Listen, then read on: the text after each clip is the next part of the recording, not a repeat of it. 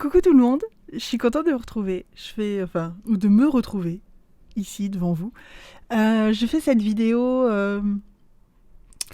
pour débuter ma saison 20 du défi des 100 jours. Ça fait plusieurs années maintenant que j'ai arrêté les saisons parce que je pense que depuis 2017, ma vie elle a été un peu mouvementée. Il y a eu pas mal de trucs qui sont passés et tout, plein de tourments émotionnels. Il se passait tellement de choses que j'avais pas le temps. En fait, j'ai pas eu le temps de me poser réellement. J'ai pas eu le temps de me voilà. Je trouvais pas on va dire d'ancrage peut-être dans tous les défis que je faisais et que j'avais lancé. J'avais lancé des saisons et puis je les terminais pas. Puis enfin voilà. Le pourquoi du défi des 100 jours n'était pas assez fort, je pense, pour me faire continuer. Donc voilà, je crois que j'en étais à la saison 19 la dernière fois qui n'avait pas été terminée, mais bon, du coup, on met saison 20. Je me présente pour les personnes qui ne me connaissent pas. Donc je m'appelle Anne-Sophie Pau, je suis, j'ai envie de dire, une vieille du défi des 100 jours, puisque j'ai commencé il y a quelques années de ça. La première saison et la deuxième saison du défi des 100 jours m'ont amené à tout quitter il y a 10 ans de ça, puisque ma fille avait 1 an, pardon. Elle avait 1 an quand on a tout quitté. J'ai eu la chance le lendemain de ma démission, de mon dernier jour de boulot, j'ai eu la chance de rencontrer Lilou à l'époque au Salon du Livre de Paris. Bref, il s'est passé tellement de choses. Enfin bon, bref, voilà. Aujourd'hui, donc pourquoi je décide de reprendre ce défi des 100 jours ? Parce que j'ai besoin de soutien, j'ai besoin de feedback, j'ai besoin de me confier, j'ai besoin de parler, j'ai besoin de partager, j'ai besoin de partager un petit peu le chemin. Oui, Lika. Ceci est un chien. Oui, ma belle. Oui. Enfin, un loup peut-être. J'ai besoin de prendre du recul sur ma vie.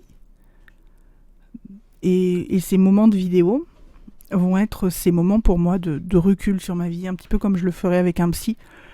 C'est vrai que j'ai mon autre chaîne YouTube et j'ai pas envie de mélanger ça sur mon autre chaîne YouTube qui est au final une chaîne professionnelle.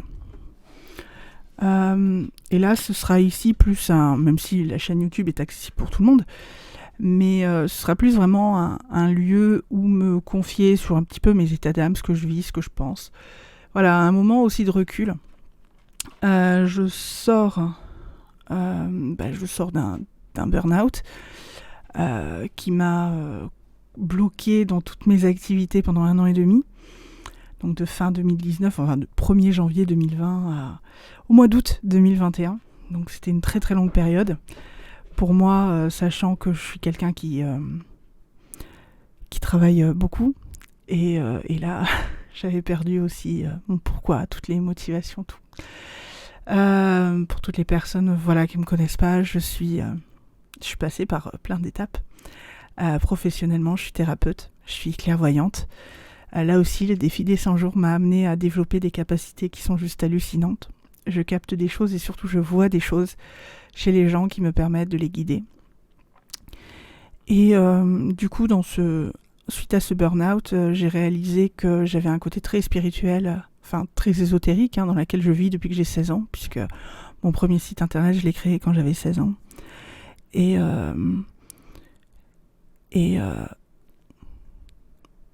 Donc j'ai un côté très perché, mais j'ai un côté aussi très très terre à terre, très très travailleur. J'aime apprendre des choses dans le domaine du marketing, de la gestion d'entreprise.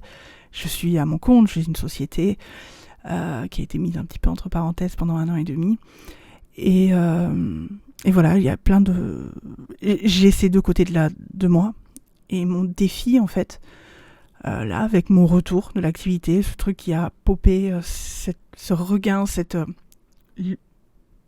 sais pas, tout s'est éclairci en une fraction de seconde, c'est même hallucinant. Lors d'une méditation, j'ai compris aussi que je devais allier les deux. Allier le côté terre-à-terre et aussi le côté perché. Donc mon travail qui était avant exclusivement tourné vers la consultation, l'aide aux autres, transmettre des messages, tout ça, doit être aussi de transmettre aussi des méthodes de travail. Comment j'ai fait, notamment travailler avec des thérapeutes, former des thérapeutes déjà, et aussi travailler avec des thérapeutes pour leur expliquer comment je fais pour vivre en tant que thérapeute. Parce que très souvent, je vois plein de thérapeutes qui ne vivent pas de ça. Et c'est dommage parce que la vie, elle a besoin en ce moment d'énormément de thérapeutes. La société nous demande, les gens nous demandent de l'aide. Et qui d'autre que des thérapeutes peuvent aider, peuvent tendre la main. Mais le problème, c'est que les thérapeutes ne savent pas faire. Et du coup, j'ai envie de mettre à profit. Enfin un petit peu aider les thérapeutes à se faire connaître par différents biais. Donc bien sûr, dans ces vidéos, je vais vous parler aussi de mon travail, de comment je vis les choses. Non pas le côté j'ai un nouveau projet, je vais vous faire ça, pas côté pub, mais plutôt côté l'envers du décor un peu. L'envers du décor de ma vie, de comment je crée les projets, de comment j'avance, tout ça, de comment je réfléchis, aussi de comment je doute. Je veux vraiment vous partager ça dans cette saison. Donc mes objectifs, je les ai notés. J'ai des objectifs personnels. Oui, parce que j'ai aussi changé de... ma vie a beaucoup changé ces derniers temps. Et d'ailleurs, il y a du bruit qui arrive. Je vais pas pouvoir, je pense, continuer la vidéo longtemps, là. Je pense que je vais m'arrêter là pour ce lancement. Je vous fais deuxième vidéo très rapidement pour vous parler de mes défis, des intentions, de mes objectifs. Alors, au niveau professionnel, c'est me former encore, ne pas abandonner, continuer encore et encore à analyser mes échecs, tout ça. On se retrouve rapidement pour une autre vidéo où je vous parlerai plus de mes objectifs, vraiment, mes objectifs et mes intentions. Mais là, il va y commencer à y avoir du bruit dans la maison, donc je peux pas. Je vous expliquerai aussi les changements que j'ai vécus au niveau de ma vie il y a 1 an et demi maintenant.